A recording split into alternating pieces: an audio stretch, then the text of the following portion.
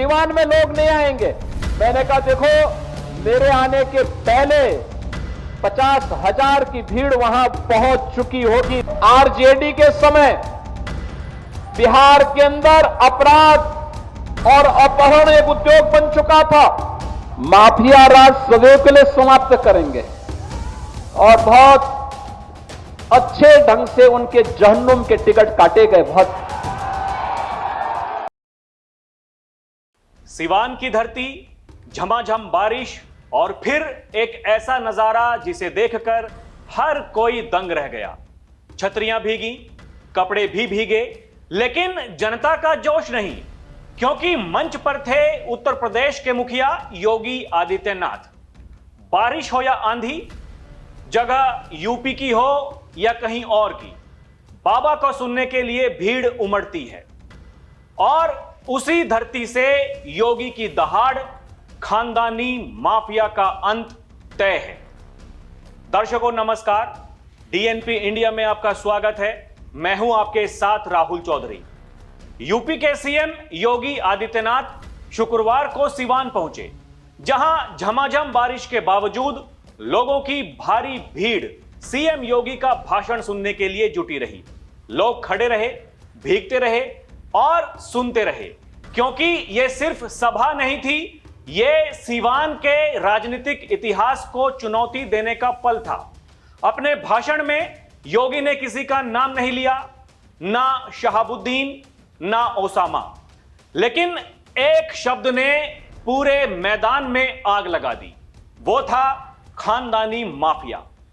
यह शब्द किसी एक परिवार पर वार नहीं था, यह उस पूरी सोच पर हमला था जो अपराध को विरासत समझती है और राजनीति को धंधा। संदेश साफ था, कानून का राज ही चलेगा, माफिया राज नहीं। नाम ना लेकर भी बात ऐसी कही गई कि पूरा सिवान समझ गया, लड़ाई सिर्फ बयान की नहीं, सिस्टम बदलने की है। बिहार विधानसभा चुनाव को लेकर सिवान पहुंचे उत्तर प्रदेश के मुख्यमंत्री योगी आदित्यनाथ ने शुक्रवार को बड़ी जनसभा को संबोधित किया।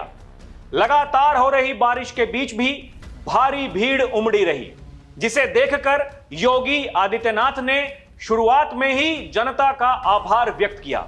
उन्होंने कहा कि लखनऊ से निकलते समय कुछ लोगों ने कहा कि बारिश के कारण भीड़ कम होगी, लेकिन मैंने जवाब दिया था कि सिवान है, मेरे पहुंचने से पहले ही 50,000 लोग पहुंच जाएंगे। सुनिए बाबा ने क्या कहा। और मैं जब लखनऊ से आज प्रातः चला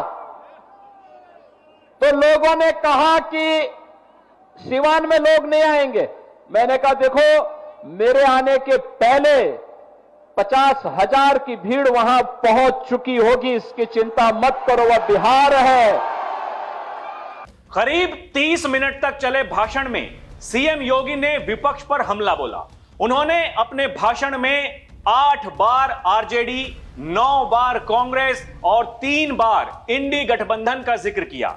सीएम योगी ने रघुनाथपुर की बीते दिनों हुई सभा का भी जिक्र करते हुए कहा, वहां भी खानदानी माफिया कब्जा करना चाहते थे, लेकिन वहां की जनता ने यह भरोसा दिला दिया कि रघुनाथपुर में माफिया राज अब वापस नहीं आएगा।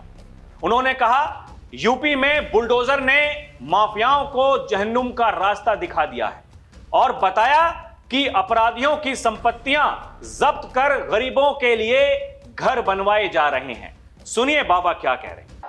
और रघुनाथपुर में मैं इसलिए आया था क्योंकि एक खानदानी माफिया वहां पर फिर से कब्जा करना चाहता है।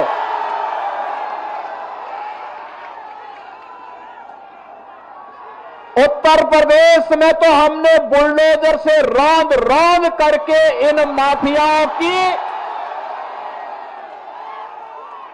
कचमूर निकाल करके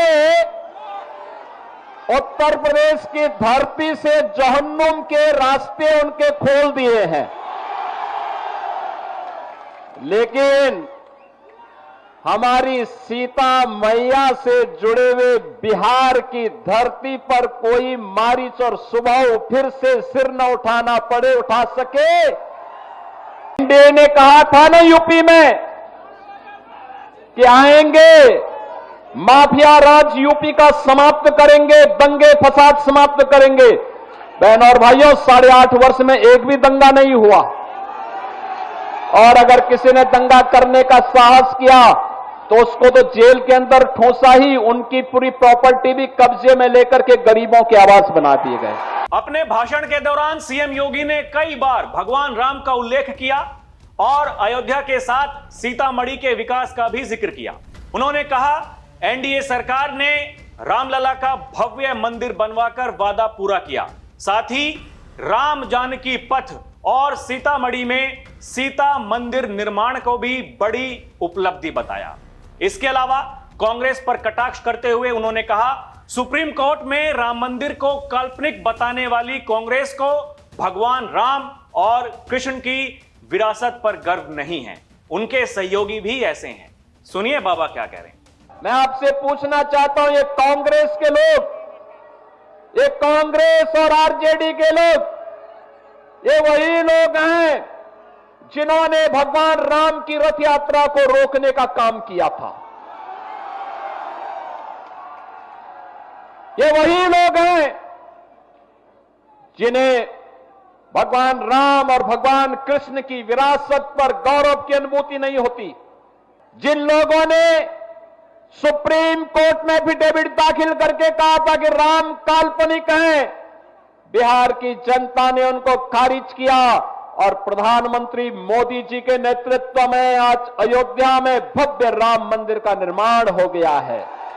योगी ने बिहार सरकार और मुख्यमंत्री नीतीश कुमार की सराहना करते हुए 20 वर्षों में बिहार ने अपनी पहचान मजबूत की है, यह भी कहा। साथ ही विपक्ष पर हमला करते हुए उन्होंने कहा कि यह लड़ाई केवल सत्ता की नहीं बल्कि अस्मिता और विकास की लड़ाई है। उन्होंने आरोप लगाया कि कांग्रेस और राजद के शासनकाल में बिहार को अपराध और अपहरण की पहचान मिली थी। नौकरी के बदले जमीन पर कटाक्ष करते हुए योगी ने कहा कि बिहार में युवाओं को नौकरी तो नहीं मिलेगी, लेकिन उसके बदले नौकरी के नाम पर जमीन पर कब्जा जरूर मिल जाएगा अगर उनकी सरकार आ जाती है तो। सुनिए बाबा क्या कह रहे हैं। पिछले 20 वर्ष में नीतीश बाबू के नेतृत्व में सुशासन की जो नींव मजबूत हुई है, उस पर बिहार की मेधा और बिहार की बुद्धि के बल पर एक सुदृढ़ भवन का निर्माण करना है जो विकसित बिहार के निर्माण में योगदान दे सके। और इसके लिए आपका आह्वान करने के लिए आज मैं वापस यहां पर आपके बीच आया हूं। आरजेडी के समय बिहार के अंदर अपराध और अपहरण एक उद्योग बन चुका था। आरजेडी के समय बिहार के अंदर किस प्रकार की अराजकता थी, किस प्रकार की गुंडागिर्दी थी, परिवारवाद किस कदर हावी हो करके एक ही परिवार और नातेदार रिश्तेदार पूरे बिहार को रौंदने का कार्य कर रहे थे। अगर कांग्रेस और आरजेडी जीतती है तो गरीब के राशन को सबसे पहले बंद करके हजम कर डालेंगे। नौजवानों की नौकरी के नाम पर ये लोग नौकरी तो नहीं देंगे, नौकरी के नाम पर आपकी जमीन को भी हजम कर डालेंगे। दर्शकों, सीएम योगी ने कहा कि एनडीए बोलता कम है और काम ज्यादा करता है। उन्होंने दावा किया कि उत्तर प्रदेश में अब दंगा नहीं, सब चंगा है। दंगाइयों को पहले ही चेतावनी दे दी जाती है, दंगा करोगे तो खुद तो जहन्नुम में जाओगे ही, भीख भी नहीं मिलेगी। सुनिए बाबा क्या कह रहे हैं। अब यूपी में दंगा नहीं, सब चंगा है। अब यूपी में दंगा नहीं कर सकता कोई।